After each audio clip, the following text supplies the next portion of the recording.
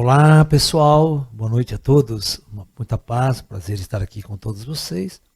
Então, hoje nós vamos discutir por que o sentimento de tristeza é tão comum em nossa civilização. Aponte uma pessoa que não é triste, né? A tristeza, ela está intimamente ligada com o estado de sofrimento, né? Com o estado de sofrimento. E é interessante quando Siddhartha Gautama, Buda, né, definiu as suas 4 nobres verdades de sua pregação, o cerne de sua pregação budista, do budismo clássico. Buda pregou as 4 nobres verdades. A primeira nobre verdade é: o sofrimento existe na Terra. E a segunda nobre verdade que Buda pregava no cerne de sua doutrina é a causa do sofrimento. Primeira, o sofrimento existe. A segunda é a causa do sofrimento. E Buda dizia que a causa do sofrimento é avidya, e que significa ignorância. E a terceira nobre verdade que Buda pregava, ele dizia que é óbvio que o sofrimento pode ter um fim. Aqui, neste mundo, não é uma coisa de outro mundo. E o sofrimento só poderia ter fim, é óbvio, com a nulidade da ignorância, com a sabedoria que iria livrar o homem do estado de sofrimento.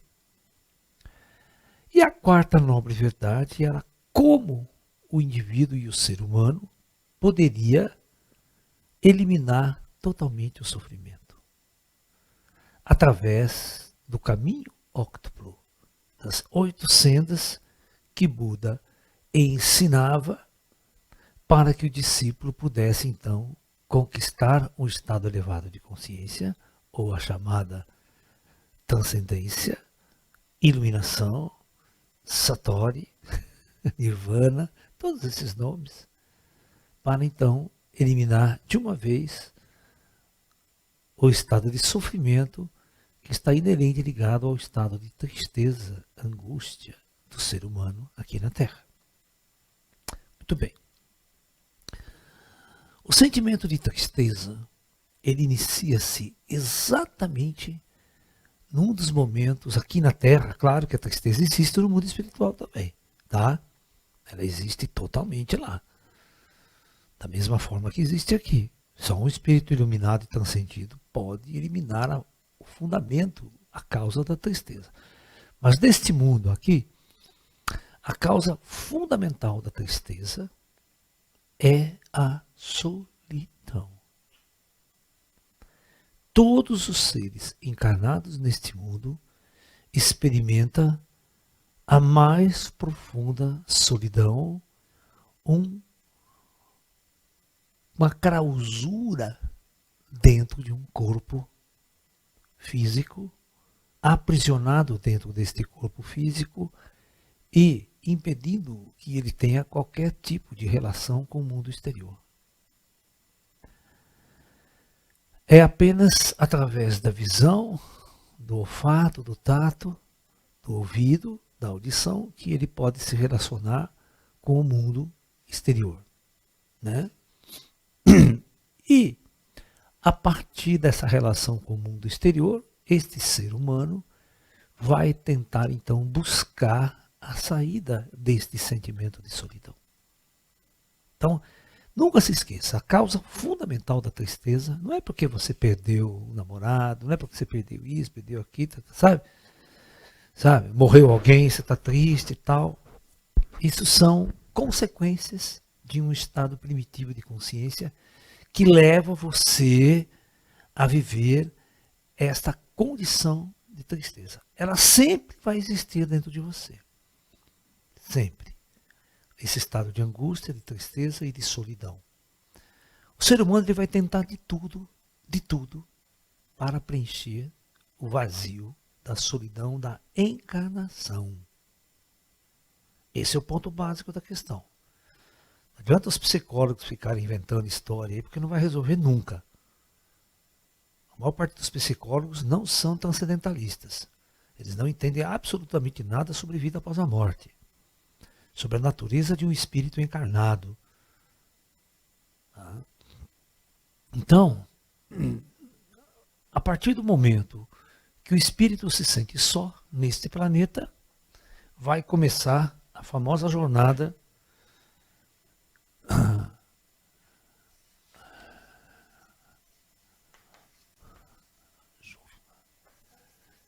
de preencher o vazio causado pela solidão.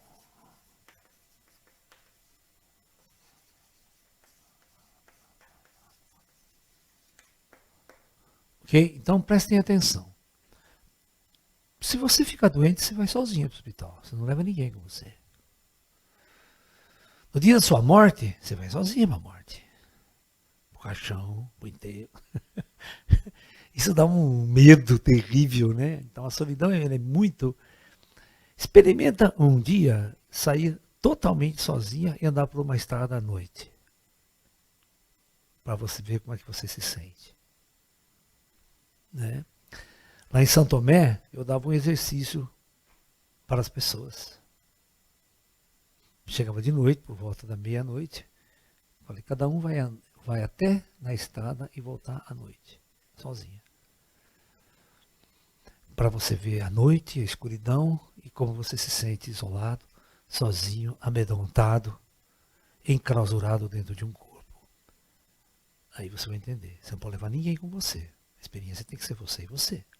Para você entender o que é essa condição. Porque enquanto você está em grupo, está em casa, tal, você está na sua zona de conforto.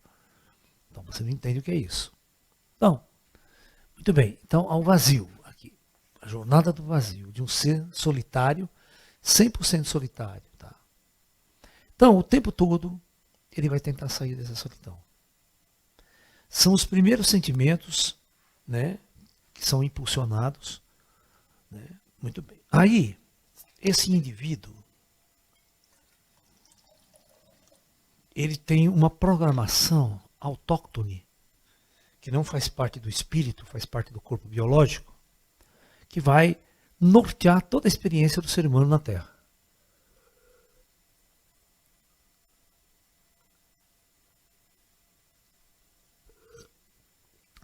Então, esse indivíduo ele encarna num corpo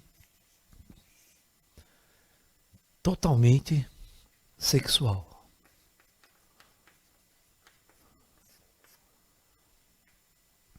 Tá? E a outra pessoa do sexo oposto, né? A gente vai...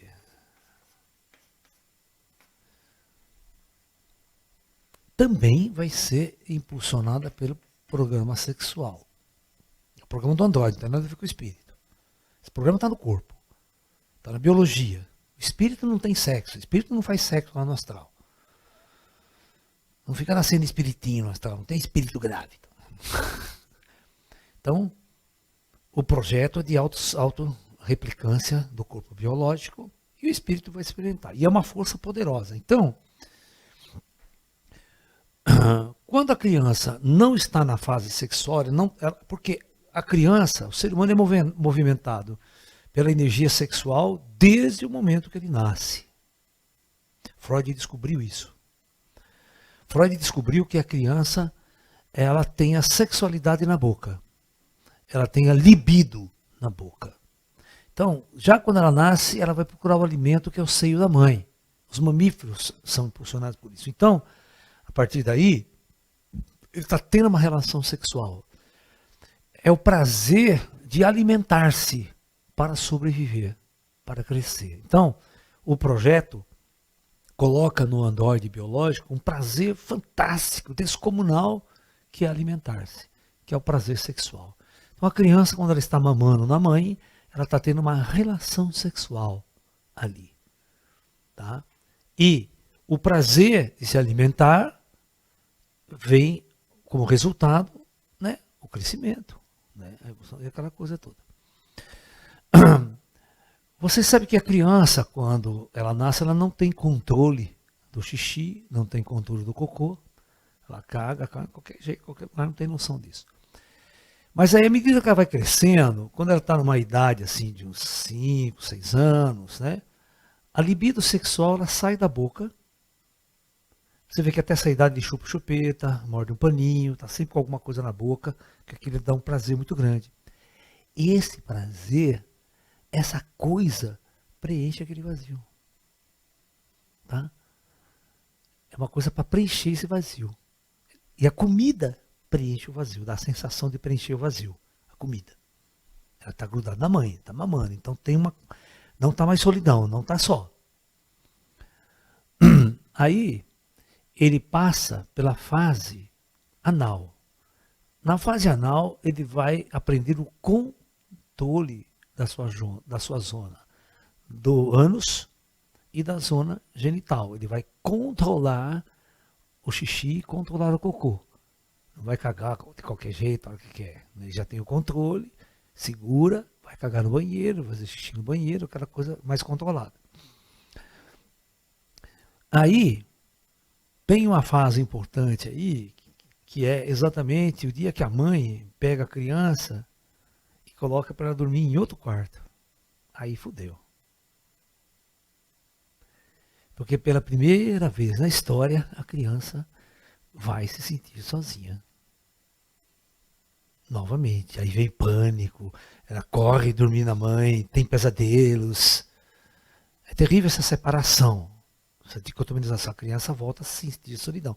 Todo aquele ponto de apoio que ela tinha, deixa de existir.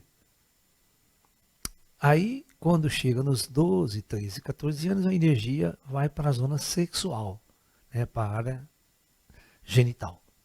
Então, aí o que acontece? Aí acontece isso aqui, né? A parte mais doentia e angustiante do ser humano, o conflito. Espera aí, filhão, o papai tem que... Tá? O conflito do relacionamento. Então, na verdade, todas as pessoas acreditam que quando elas conseguirem o parceiro ideal, toda a sua solidão, o seu vazio vai deixar de existir.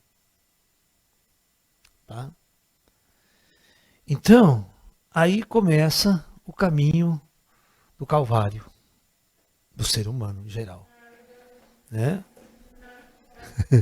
Tem até aquela piadinha, né? Tem uma piadinha esotérica, né? Assim. Né?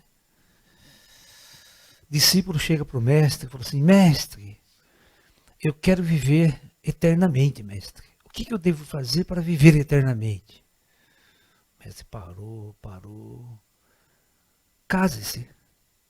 Mas como, mestre? Se eu me casar, eu vou viver eternamente? Não, mas essa vontade de viver eternamente vai passar rapidinho.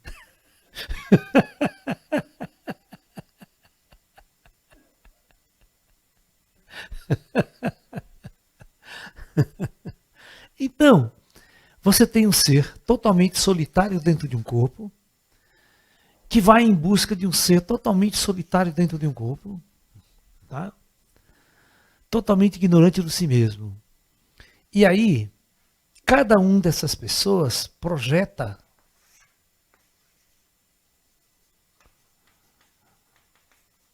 o parceiro ideal.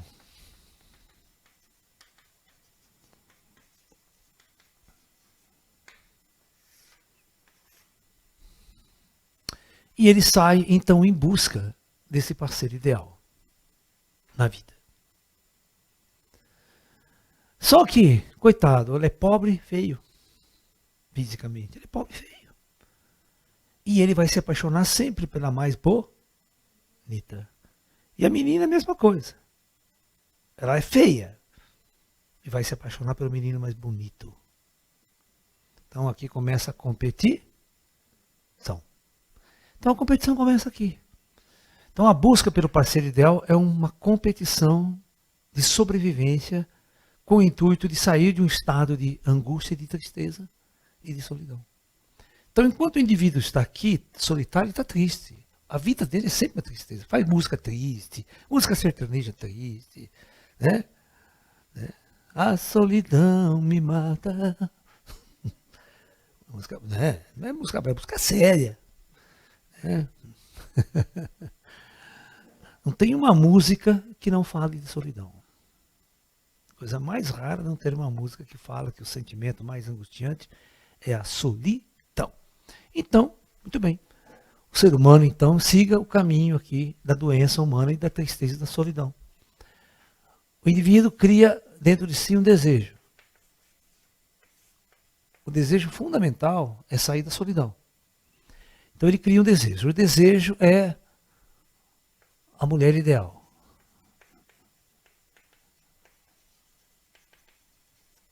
Assim que ele encontra essa mulher ideal, ele se apaixona.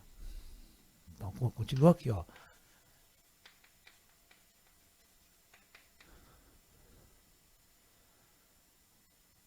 Só que o tempo vai passando, vai passando, vai passando.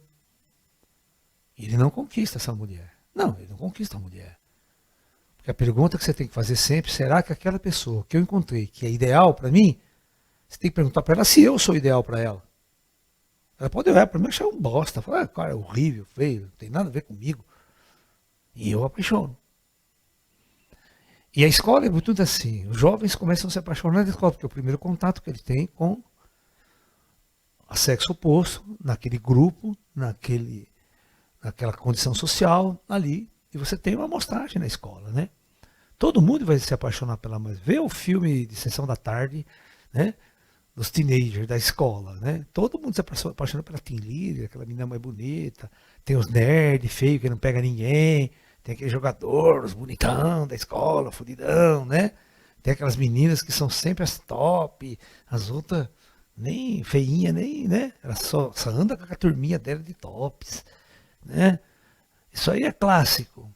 Então o tempo vai passando, ele se apaixona por alguém, não conquista, ele faz tudo para conquistar, ele dá uma volta gigantesca psicamente para conquistar aquela pessoa, para impressionar aquela pessoa. Eu sempre canto aquela música do Roberto Carlos, né?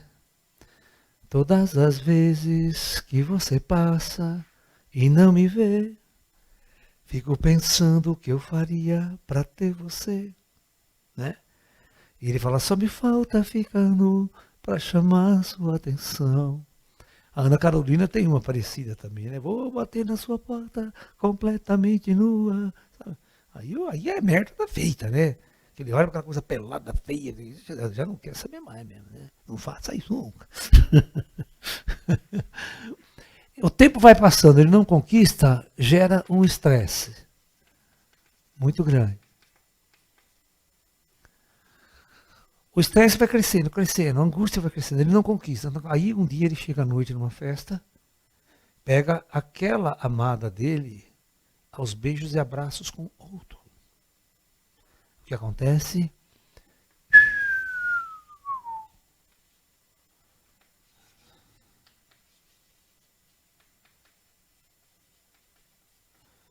Estado de depressão profunda. Então, a depressão, o ser humano é muito previsível. Você tem conversa comigo, o ser humano é muito previsível. A gente sabe tudo o que vai acontecer com ele. Por toda a situação que ele vai passar, porque ele é totalmente previsível, é programado, né? Ele vai seguir esse caminho. O sexo vai levar a essa condição. E leva ele a essa condição. E aqui é o poço da tristeza. Mas por que é o poço da tristeza? Porque aqui ele chega à total conclusão que ele não vai conseguir preencher o seu vazio de solidão. Ela aparece de novo inteiro. Eu estou tentando. Né? Tem uma música dos Beatles, né? No More Lonely Nights, né? No More Lonely Nights, quando ele encontra a mulher, não mais noites solitárias, né? Noites sozinhos. Né? Vai dormir na cama, agarradinho, conchinha, aquela coisa toda. E quando você está sozinho, você vai dormir sozinho na cama. Né? Ir à noite e dormir na cama é um estado de solidão profundo, que você está com você mesmo. Mas isso aí é outra história, né? Não adianta você conquistar, você não conquista. A gente já vai falar que o outro não resolve. Né? Então, esse é o primeiro passo. toda depressão é um desejo não realizado. Esse desejo não precisa ser necessariamente uma mulher. Estou dando um exemplo mais top aí. Né? Você pode desejar ser médico, por exemplo. Tem uma amiga minha que tentou vestibular de medicina mais de 500 vezes, não entrava, não passava. Aí vai ser enfermeira frustrada, vai ser qualquer outra coisa, menos médico. Né?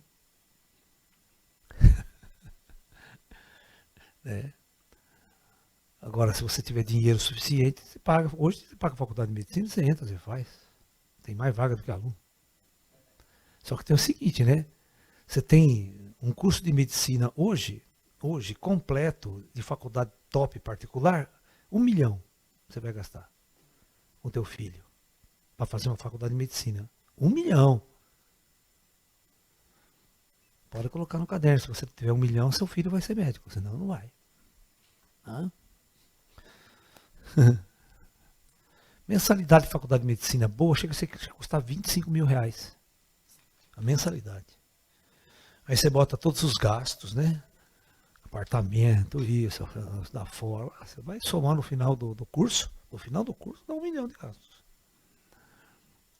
Um amigo meu estava fazendo, o filho estava fazendo medicina e falou, não é possível. Como é que eu vou sustentar meu filho?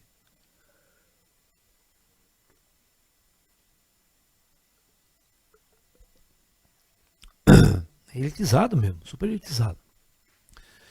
Então, o problema é que o ser humano ele cria uma condição e ele vai para o vazio novamente. Então, quando ele está nessa depressão e ele não tem aquilo que causa a solução, né? Solução. Então, o que vai acontecer? Nesse estado de depressão, olha o que vai acontecer com o ser humano. Né? Aí vocês vão entender por que todo mundo é triste. Ninguém resolve esse problema. Vai começar a cometer um processo chamado as compulsões. Compulsões. Então, uma das primeiras compulsões, né? Porque quando o indivíduo está em depressão por causa disso, significa que o vazio ele veio com toda a força à tona novamente. O vazio está ali. Então, a primeira compulsão mais intensa é comer. Então, pessoas começam a comer compulsivamente. Viu, Ju? Chocolate, chocolate, chocolate, até comer. Toda hora tá com fome, tá? Porque tá um vazio. Come, não adianta, o vazio volta. Mas não é de estômago esse vazio. Esse vazio, ele não é de estômago, ele não é de fome. É um vazio psíquico, é um vazio espiritual, é um vazio de todo. Então ele acredita que comendo, ele vai preencher o vazio. Só que tem um problema. Quando você come muito, você engorda. Quando você engorda, você começa a ficar feia, ou feio, né? Sexualmente. Aí que você não consegue conquistar a mulher ideal. Aí você novamente, e quando você está na depressão, você volta a o que aconteceu? O looping. Um looping. É aquele looping. Eu como, me sinto feia. Aí me sinto feia, não vou conquistar ninguém, tá? Ninguém me quer. Aí eu vou em depressão. A depressão, eu quero preencher o vazio e começo a comer. Então fica cachorro correndo atrás do rabo. Tá? Esse é o primeiro. 2. Né? O vazio continua. O vazio continua. Eu preciso preencher esse vazio com alguma coisa. Né? Então, é a compulsão do comer. Vamos supor que você não tenha compulsão por comer, mas você vai arrumar uma compulsão. Você vai beber.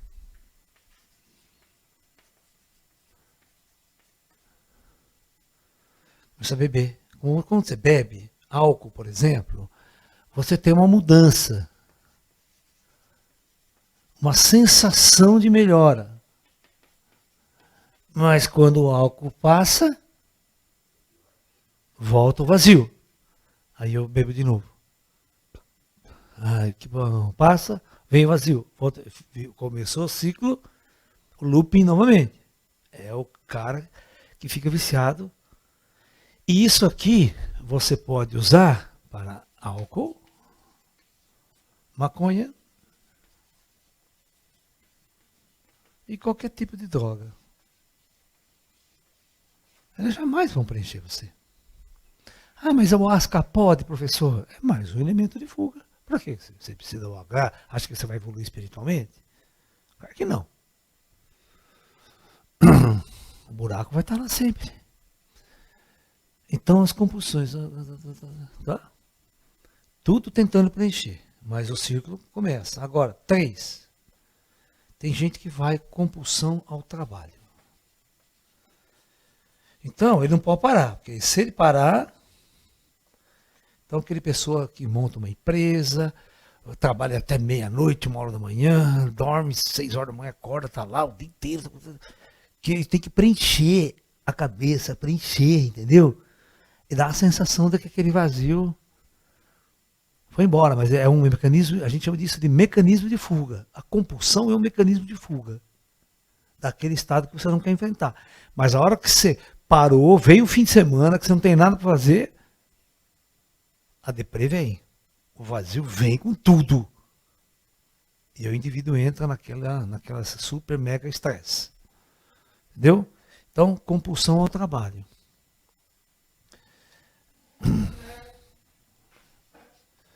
Compulsão ao sucesso. As pessoas, elas viam os Beatles, quando se apresentava, o estádio inteiro, a mulherada caía, morria para aqueles 4 lá. Meu Deus, sabe? Então, o primordial do indivíduo era aquilo quase. Então ele via que naquela situação, ele era os Beatles eram o mais amado que tinha. Aquele cara podia pegar a mulher que quisesse, comer a mulher que quisesse. Nunca ia sentir solidão. Então todas as pessoas aqui embaixo ficam idealizando o seu astro. Elas ficam projetando, a gente chama isso de projeção. Eu queria ser aquele indivíduo, eu queria estar lá naquele palco. Eu queria estar naquela posição, eu queria estar pegando todas. Por isso, lá eu seria rico, eu seria milionário, compraria o carro mais bonito para impressionar a minha fêmea. Tudo é isso. Então, quando eu estiver lá em cima, né, no sucesso, no auge, nossa, veja os cantores, sempre estão com as loiras mais bonitas. Neymar feio que dói, só pega as gostosas. Então, esses indivíduos vão montar banda de rock, banda sertaneja, vão montar isso, e quer ir para o teatro, e quer ir não sei para quê, tudo para fazer o homossexual é o mais intensificado nesse sofrimento, porque o homossexual ele tem uma dificuldade de se relacionar muito maior do que o comum. Você vê por isso que os meios artísticos, os meios de fama, sucesso, 90% são homossexuais que vão para essa área artística. Porque é uma forma de eles se expressarem, de chamarem atenção, estar no palco, ser amado, sentir que são amados, e assim vai preencher o seu vazio funcional, o seu vazio básico.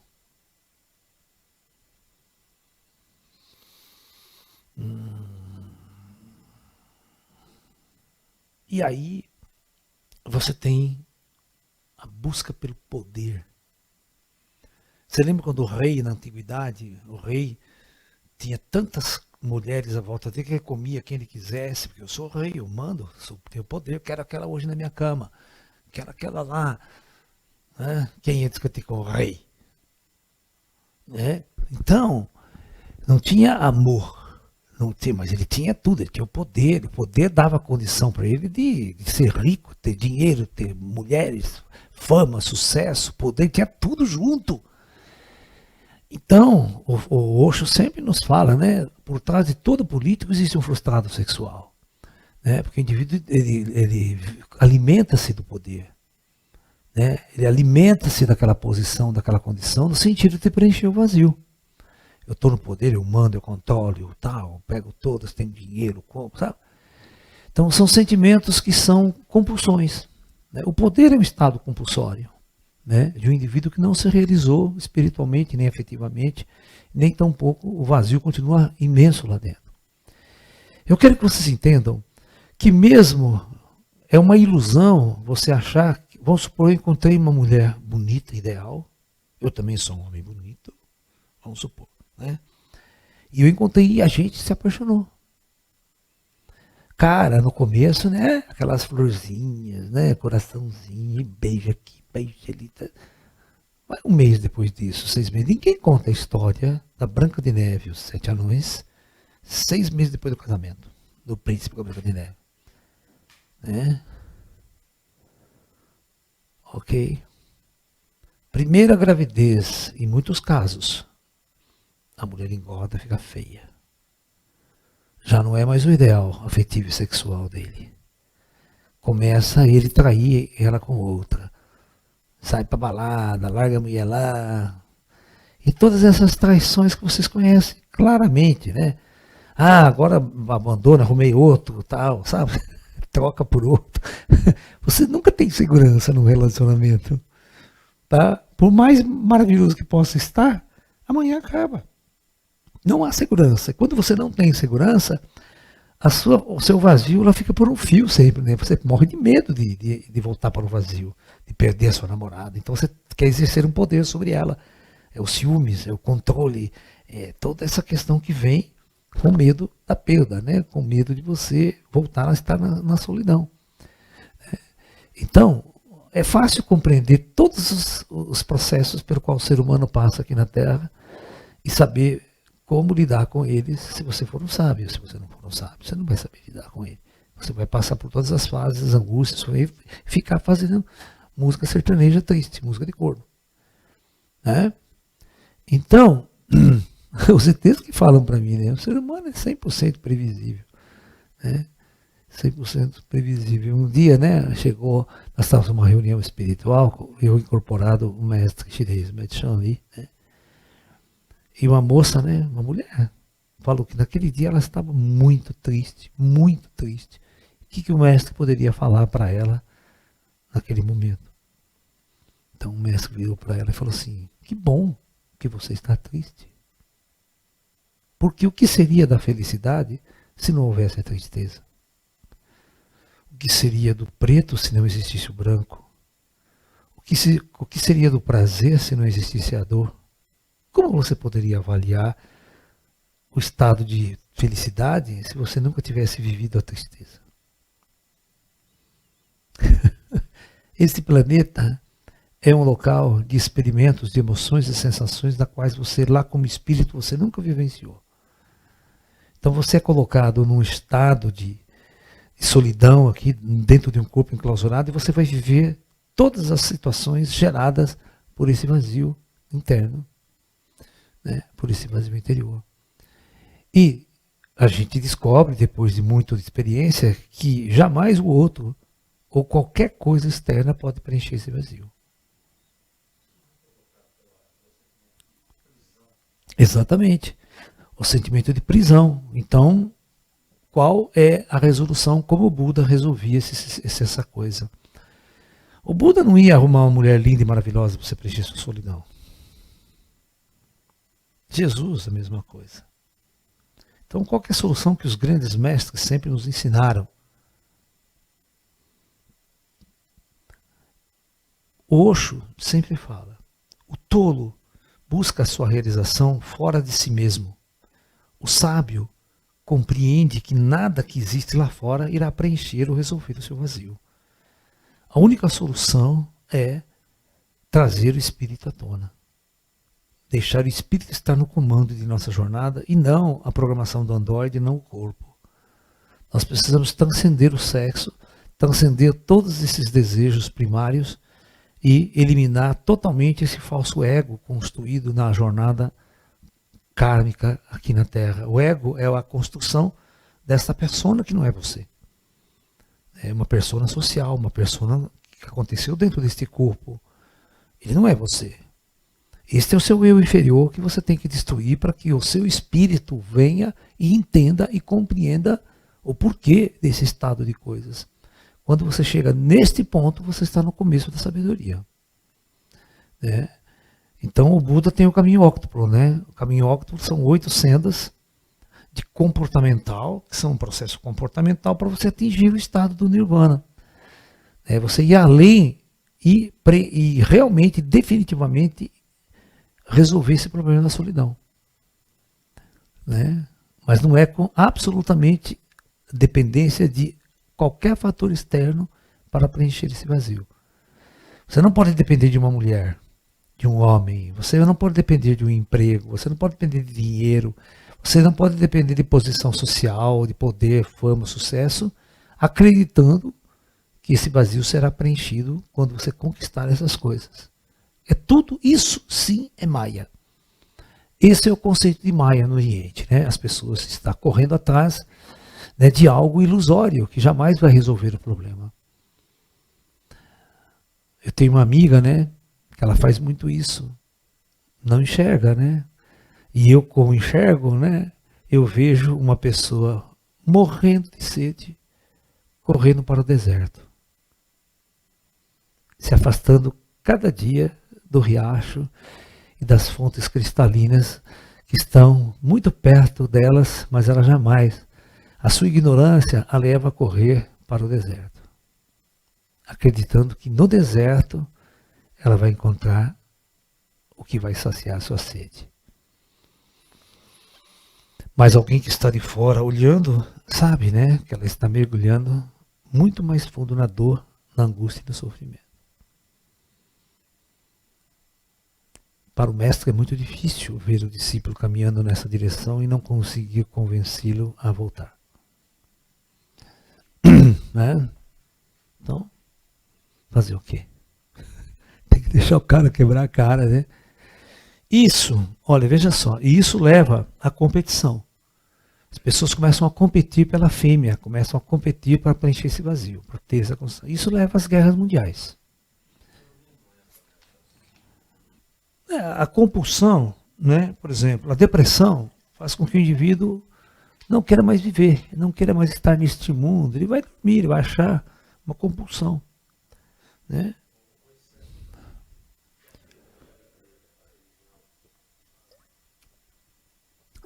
Todos estão tentando arrumar uma muleta, tentando sair. As religiões é uma promessa. As religiões são uma promessa de você sair desse sofrimento e ir para o paraíso. Porque no paraíso não tem sofrimento. No paraíso não teria solidão. No céu, né? Por que todo crente quer ir para o céu? O que tem no céu que aqui não tem?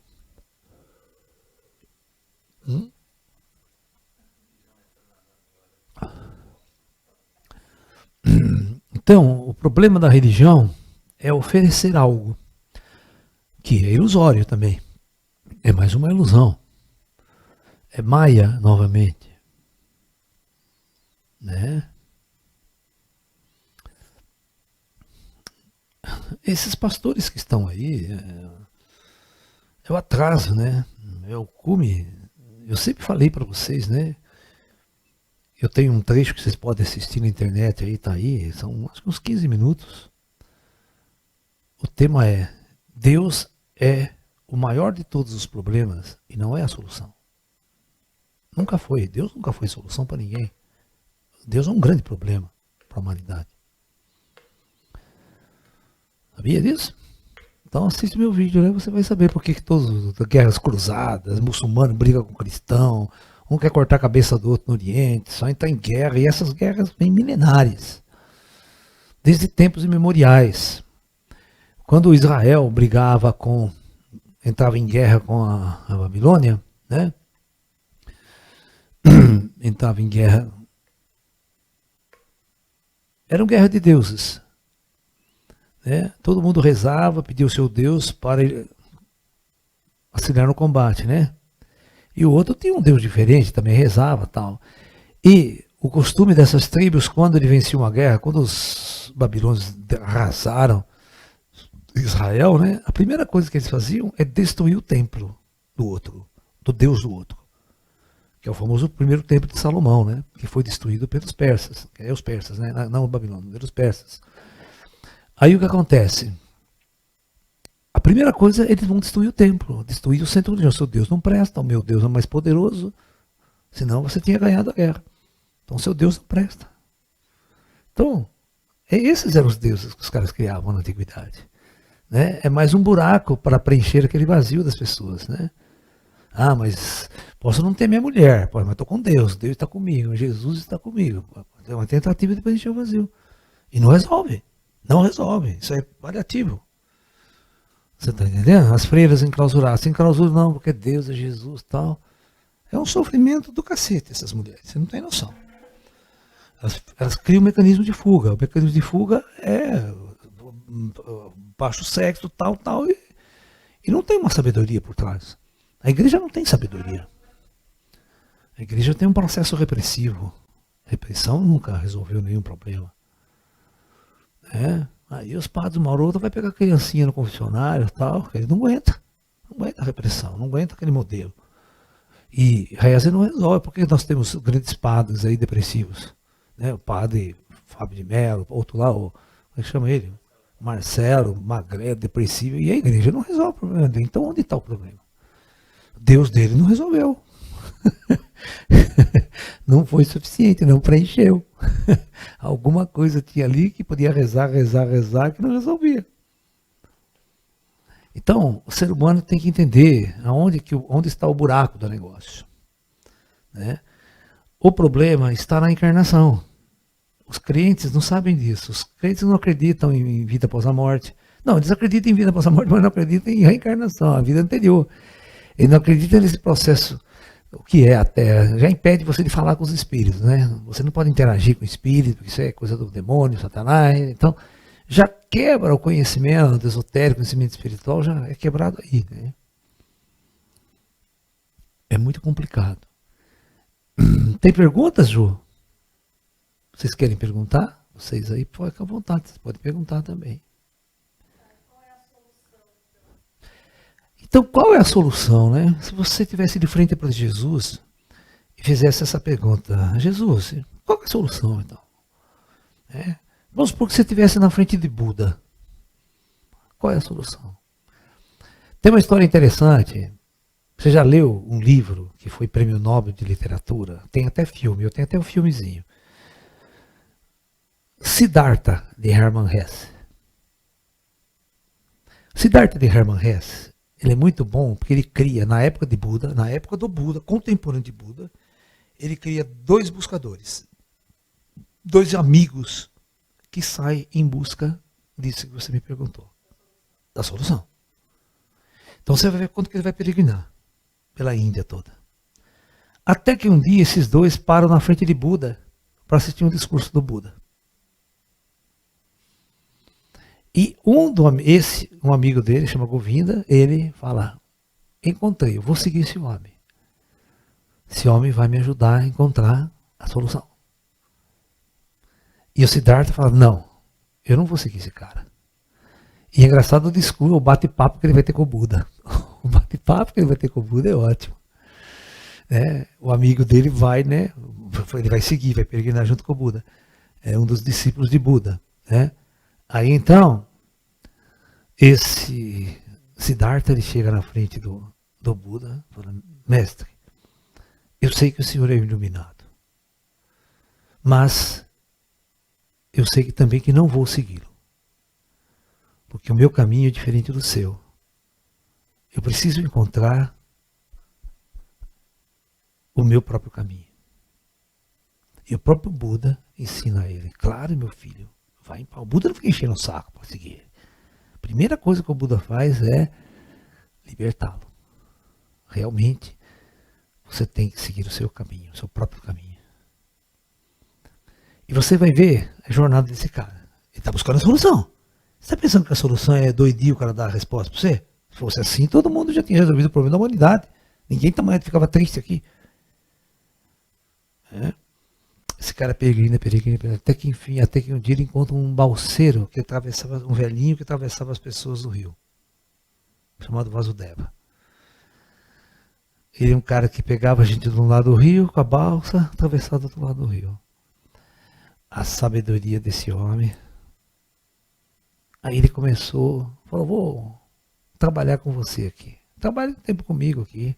E aí ele fica ajudando as pessoas. E o ensinamento dele é ali, naquele rio.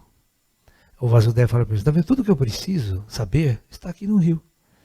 Não preciso de nenhum mestre externo. Tudo eu aprendi, tudo com o rio. Você também vai aprender com o rio. Assim como eu.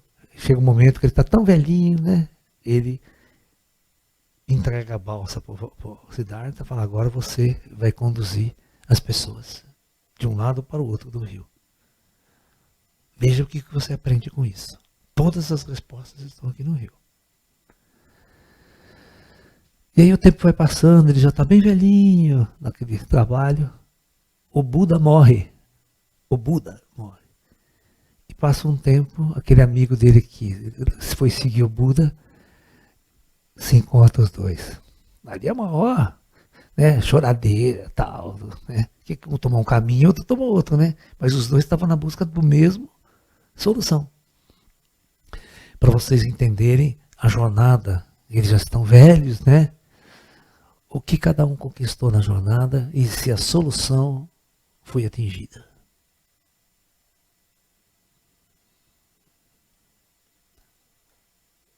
Buda atingiu o Nirvana. Buda era um ser iluminado. Ele preencheu o vazio. Só existe uma forma nesse planeta de você preencher o vazio. É a transcendência, a iluminação. Não tem outro caminho. Mas, quem tem a fórmula e diz? O próprio Buda, que era o iluminado, ele entendia que cada um tinha que fazer a sua jornada. Eu não posso chegar para você, te dar, olha, você vai fazer isso, amanhã você já está iluminado. Não. O aprendizado está na jornada. O aprendizado está no caminhar. Eu dou muitas cabeçadas. E é muito engraçado, né, que chega uma hora que o Siddhartha, ele nunca teve uma mulher na vida. Ele desde criança ele foi monge. Né? E ele quer experimentar o sexo. Então ele vai lá e vê uma prostituta muito bonita, de luxo, sabe? Ele vê a mulher e fala assim, oh, chegou até ela, eu quero, né? Eu quero aprender que você me ensine essa coisa do sexo, né? Que eu não sei nada sobre isso. Ela dá a risada dele, é muito bonita, uma menina linda no filme, né? Mas eu cobro caro. O que você sabe? O que você tem? Mas ele fala, não tem dinheiro. Mas como você não tem dinheiro? Né? O que você sabe fazer? Eu falo, só sei fazer 3 coisas na vida. O quê? Pensar, jejuar e esperar. Você precisa ver que ele conquista tudo que ele quer, desde criança, com esses 3 ensinamentos que ele teve de um mestre dele lá. Eu sei pensar, jejuar e esperar. A moça desdenha dele. E o que ele fez? Ele sentou na porta da casa dela, cruzou as pernas e ficou lá. E toda vez que ela entrava na casa, ele estava lá. Ele sabia jejuar, esperar, até que ele conquistou a mulher e conseguiu o que ele queria. É muito engraçado. Depois ele vai arrumar um emprego. Ele arruma um emprego no sistema. Porque ele sabe ler, entendeu? Lá, quem sabia ler era doutor, porra. Nossa, você sabe fazer conta, cara? Eu sei fazer conta. Eu sei, né, ler as escrituras sagradas, mas como? Então, não, o cara já arruma um emprego para ele de fazer conta, né? Um comerciante rico, né? Ele fica muito rico. Ele fica muito rico. E depois ele fala, puta merda, né? E agora? O que eu vou fazer? Ele começa a passar mal, começa a ter todos os conflitos, né? E aí ele vai abandonar tudo e vai voltar lá pro balseiro.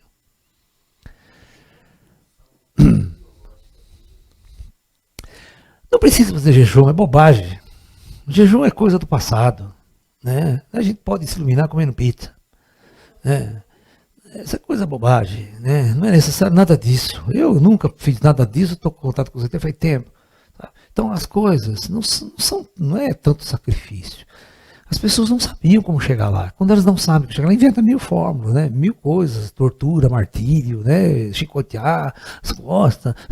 A Igreja Católica tinha um alto, né? Flagelo. Se impunha o flagelo, achando que Deus queria isso, né? Freira enclausurada, né? Criando teia de aranha até na perereca. Ou seja, Será que é necessário isso? É um contexto isso aí, uma forma de ver as coisas. Mas tem muitos outros caminhos que levam ao mesmo lugar. Né?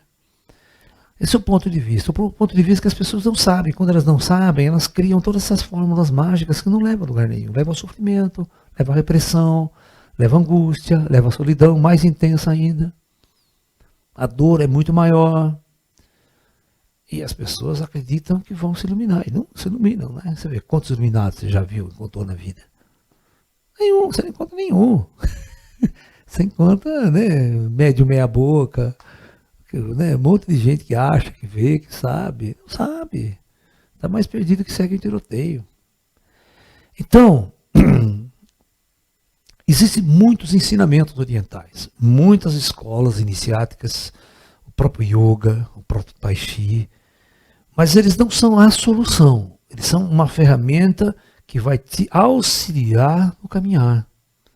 Vai te ajudar no processo da descoberta, da autodescoberta. Tá? Não, pode haver iluminação, sim, pode. Né? Existem muitas pessoas no mundo que se iluminaram. Na Índia tem muitas pessoas. Muitas. Você vê o festival Kumbh Mela na Índia? Né? Aquele festival de 12 em 12 anos que tem, que todas as seitas vêm para se banhar no Ganges. Cara, tem uns caras lá que eles vivem nus. Eles não têm nada. Nus, eles andam pelados, nus. Então, quando chega esse festival, imagine assim uns 50 mil nus invadindo a cidade, tudo pelado, eles passam cinza pelo corpo. Eles não estão nem aí com o corpo deles, né, com a sexualidade, são todos totalmente celibatários, não vivem para agradar nenhuma mulher, não vive... e vivem na mais profunda jornada interior. Né? O mecanismo dele é ir para dentro, tentar encontrar o espírito, tentar encontrar essa essência. Negam todo o prazer material, né?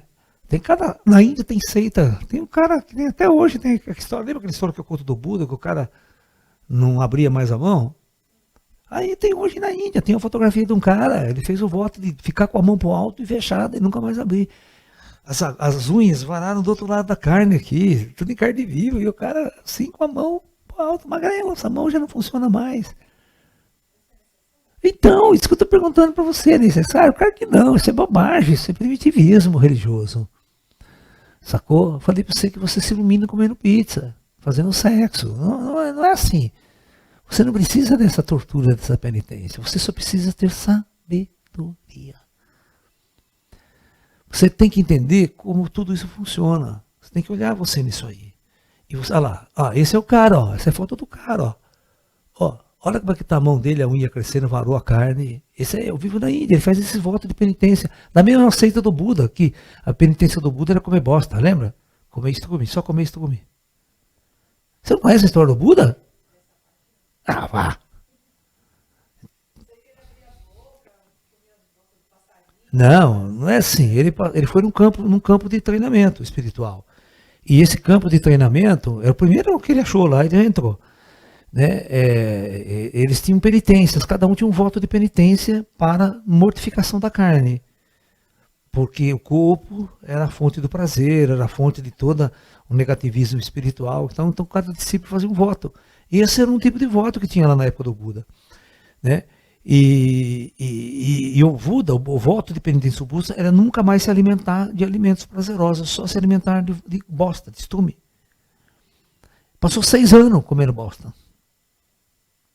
Bom, e que foi tempo ainda, hein? E o Siddhartha Gautama sofreu pra caramba. Ele pesava 38 quilos. Você não pode confundir o Buda com aquele gordinho é japonês. O Buda é um magrelo.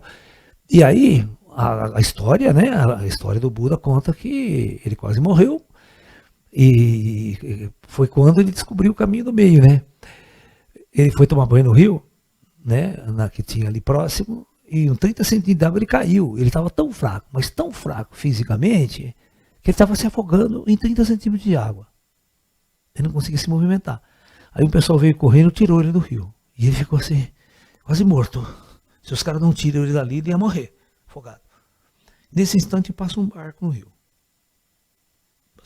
E lá tem um cara afinando um instrumento de corda. Ora, todas as coincidências, o sincronismo para acontecer o budismo como um todo, tá? Acontece aí. O cara tá afinando o instrumento e arrebenta a corda. Pá! Nisso o Buda tem uma puta sacação. Ele falou assim, um instrumento harmônico é exatamente como um homem. Se você deixar a corda muito frouxa, ele não toca. Se você esticar demais, a corda arrebenta. Então, assim como o ser humano, assim como a jornada espiritual, assim como o instrumento musical, é o equilíbrio. O verdadeiro equilíbrio que causa o som, que causa a harmonia, que causa a beleza. Então, a partir de hoje, eu vou seguir essa verdade. O caminho do meio, nunca aos extremos. Nunca aos extremos do materialismo e nunca aos extremos do espiritualismo. Foi aí que Buda constrói, e ele se levanta dali, vai diante dos mestres deles e tchau e benção. Abandona. Não, ele abandona, vai numa pizzaria depois. Rodízio aí. Né? Viu, Ju? 6 anos comendo bosta, depois, vou parar com essa merda. 85 anos. Depois de comer 6 anos comendo bosta. Morreu de morte. Não, ele passou pro Nirvana sozinho, ele não morreu de doença, ele sentou e foi pro Mahasamadhi. Deixou o corpo. Eu vi o Ju, acho que eu vou dar um jeito de você emagrecer, viu, Ju? Deixa só você comer bosta. Você vai ver. Vai ficar fina. Hã? Não tô chamando você de gorda. Quem tá chamando? Imagina. Assiste minhas aulas comendo chocolate.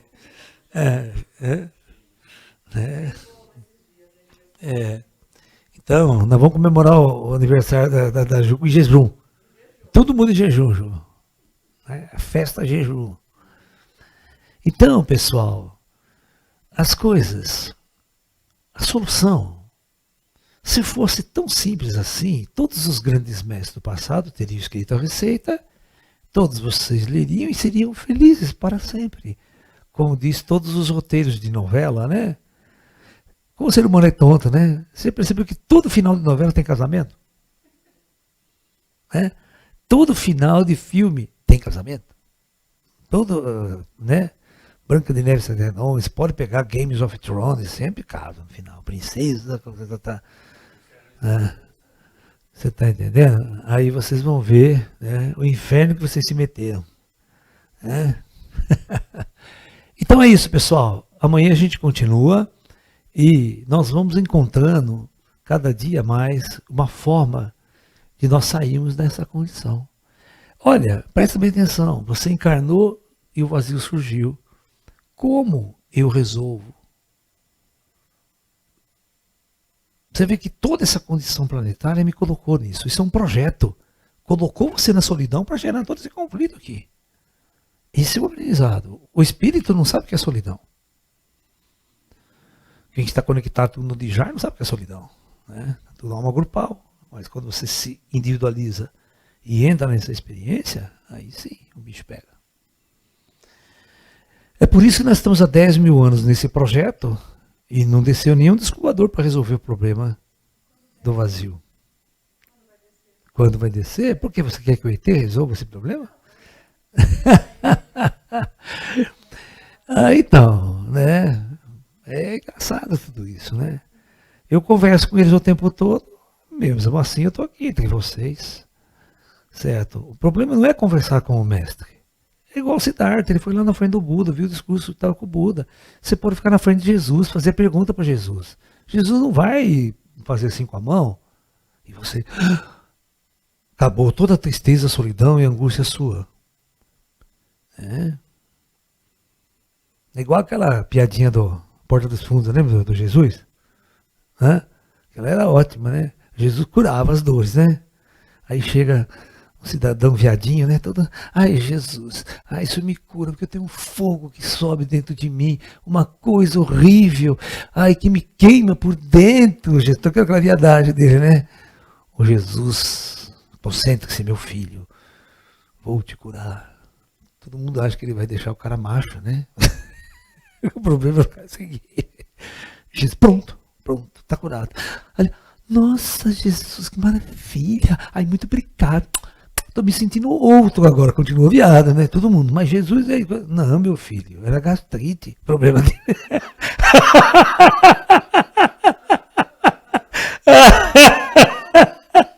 Vocês entenderam? Não foi na faculdade da viadagem. E fogo, né? Gastrite. Se ele curou. Porque o cara saiu viadinho do mesmo jeito. É isso aí. Namastê, pessoal. Até amanhã. Muita paz a todos.